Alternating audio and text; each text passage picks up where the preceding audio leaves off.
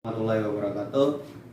Semoga kawan-kawan semua berada dalam lindungan Allah Subhanahu wa taala dari bencana-bencana yang saat ini melanda kita, yaitu virus corona. Hari ini saya akan menjelaskan tentang Amsalul Quran. Apa sih Amsalul Quran itu? Amsalul Quran itu bentuk jamak dari matsal. Kata matsal, mitsal dan matsil serupa dengan sab'ah, sab'i, baik lafaz maupun maknanya. Secara etimologi, kata amsal adalah bentuk jamak dari mitsal dan matsal yang berarti serupa atau sama.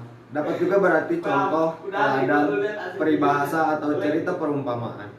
Secara terminologi, matsal sebagai istilah dalam ilmu sastra yang berarti suatu ungkapan perkataan yang dihikayatkan dengan maksud menyerupai keadaan yang terdapat dalam perkataan itu dengan keadaan sesuatu yang karena perkataan itu diucapkan. Maksudnya menyerupai seseorang atau keadaan dengan apa yang terkandung dalam perkataan itu. Makna amsal secara terminologi dapat ditemukan dalam berbagai pendapat menurut ulama. Menurut Ibnu Qiyam, sebagaimana dikutip dalam makna Al-Qatan, amsal ialah menyerupakan suatu dengan suatu yang lain dalam hal hukumnya, mendekatkan suatu yang bersifat abstrak dengan yang bersifat indrawi, atau mendekatkan salah satu dari dua hal yang indrawi atas yang lainnya. Kemudian menurut Asyuyuti dalam Al-Itqan, amsal ialah mendeskripsikan makna yang abstrak dengan gambaran yang konkret karena lebih pengesahan di dalam hati, seperti menyerupakan yang samar dengan yang tampak, yang gaib dengan yang hadir. Itulah pengertian dari amsal. Selanjutnya, ada macam-macam amsal dalam Al-Quran. Di kalangan para ulama terdapat perbedaan tentang macam-macam amsal Al-Quran. Adanya perbedaan tersebut disebabkan banyak yang beragamnya amsal dalam Al-Quran. Yang pertama ada amsal musarohah. Maksudnya sesuatu yang dijelaskan dengan lafaz matsal atau dengan sesuatu yang menunjukkan tasyabih, penyerupaan. Amsal ini seperti banyak ditemukan dalam Al-Quran, dan berikut ini beberapa di antaranya. Tentang orang munafik. Amsal dalam matsal yang menyerupakan jelek. Videonya jelek sumpah. Macam-macam amsal dalam Al-Quran. Nah, di kalangan para ulama terdapat perbedaan tentang macam-macam amsal. Kenapa?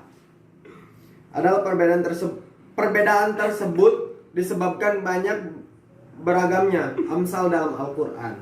Yang pertama ada amsal musarohah. Maksudnya sesuatu yang dijelaskan dengan lafaz matsal atau dengan sesuatu yang menunjukkan tasyabih. Amsal ini seperti banyak ditemukan dalam Al-Quran, dan berikut ini beberapa di antaranya. Yang pertama tentang orang munafik. Banyak di matsal yang menjelaskan tentang orang-orang munafik. Saya kutip di sini seperti perumpamaan orang munafik itu. Perumpamaan mereka adalah seperti orang yang menyalakan api. Maka setelah api itu menerangi sekelilingnya, Allah menghilangkan cahaya yang menyinari mereka dengan membiarkan mereka dalam kegelapan. Tidak dapat melihat, mereka tuli, bisu, dan buta. Maka tidaklah mereka akan kembali ke jalan yang benar. atau seperti yang ditimpa hujan lebat dari langit disertai gelap gulita, gurah dan kilat. Sampai dengan sesungguhnya Allah berkuasa atas segala sesuatu. Di dalam ayat ini Allah membuat dua perumpamaan bagi orang munafik. Matsal yang berkenaan dengan api dalam firman-Nya, seperti orang yang menyalakan api karena di dalam api terdapat unsur cahaya. Matsal yang lain adalah berkenaan dengan air, atau seperti orang-orang yang ditimpa hujan lebat dari langit karena di dalam air terdapat materi kehidupan, dan wahyu yang turun dari langit pun bermaksud untuk menerangi hati dan menghidupkannya. Selain dari orang munafik, di sini ada juga tentang hak dan yang batil. Dalam hak yang batil dapat kita ketemukan dalam ayat-ayat Al-Quran yang diibaratkan dengan air dan api. Contohnya, Allah telah menurunkan air hujan dari langit, maka mengalirlah air di lembah-lembah menurut ukurannya. Maka arus itu membawa buih yang mengambang, dan dari apa logam yang mereka lebur dalam api itu untuk membuat perhiasan atau alat-alat. Ada pula buihnya seperti buih arus itu. Demikian Allah membuat perumpamaan bagi orang yang benar dan yang batil. Jadi kenapa sih yang benar ataupun yang hak dan yang batil diperumpamakan seperti api dan air? Kita ketahuilah, air itu selalu memberikan kehidupan kepada manusia, selalu memberikan selalu memberikan kehidupan yang baik gitu pada manusia. Sedangkan api itu panas, panas, dan apabila kita pegang api itu maka kita akan terbakar. Itulah yang diibaratkan dengan hak dan yang batil.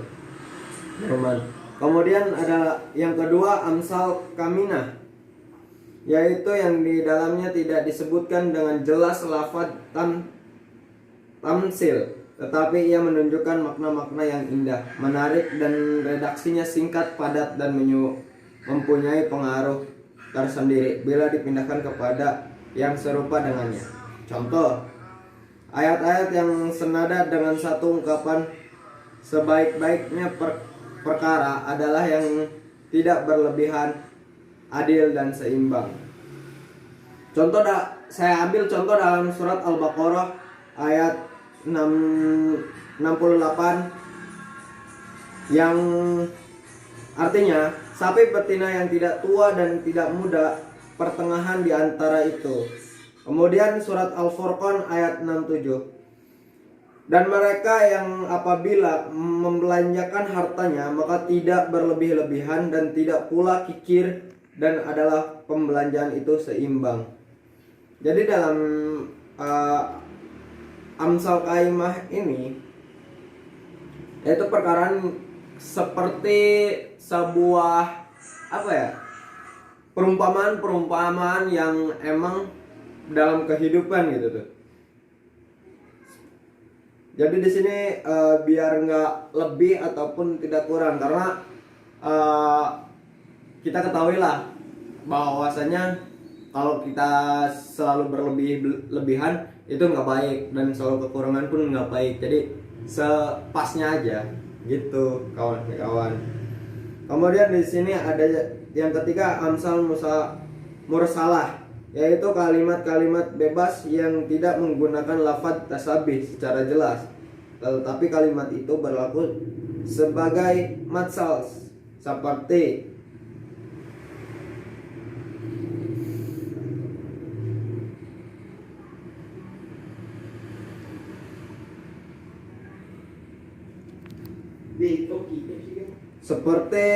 dalam surat Yusuf ayat 51. Sekarang ini jelas kebenaran itu. Nah, di sini kan kalimat-kalimatnya bebas, yang tidak menggunakan lafaz tasabih. Tetapi kalimat itu berlaku sebagai matsal. Gitu tuh. Raja berkata kepada wanita itu, "Bagaimana keadaanmu ketika kamu menggoda Yusuf untuk menundukkan dirinya kepadamu?" Mereka berkata, "Maha sempurna Allah tidak mengetahui sesuatu keburukan daripada." Berkata istri Al-Aziz, "Sekarang jelaslah kebenaran itu. Akulah yang menggodanya untuk menundukkan dirinya kepadaku, dan sesungguhnya dia termasuk orang-orang yang benar." Kemudian di sini ada lagi, saya kutip lagi dari surat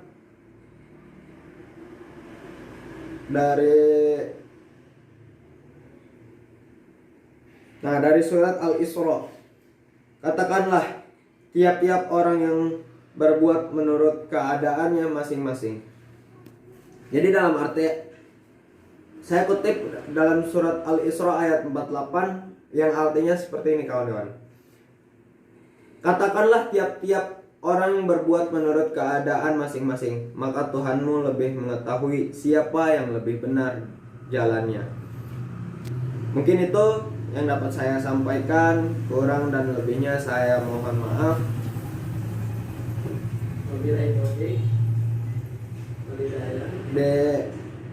Mohon maaf, dan kawan-kawan bisa lihat di makalah yang saya kirimkan kalau misalkan kurang jelasnya, dan bisa kita diskusikan. Dan untuk selanjutnya saya serahkan kepada Ibu Arin. Waktu dan tempat saya persilahkan.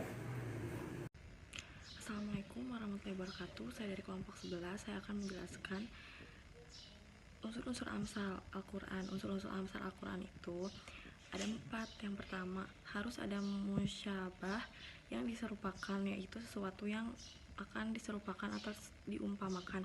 Yang kedua, harus ada musyabah bih, asal penyerupaan, yaitu sesuatu yang dijadikan sebagai tempat untuk menyerupakan.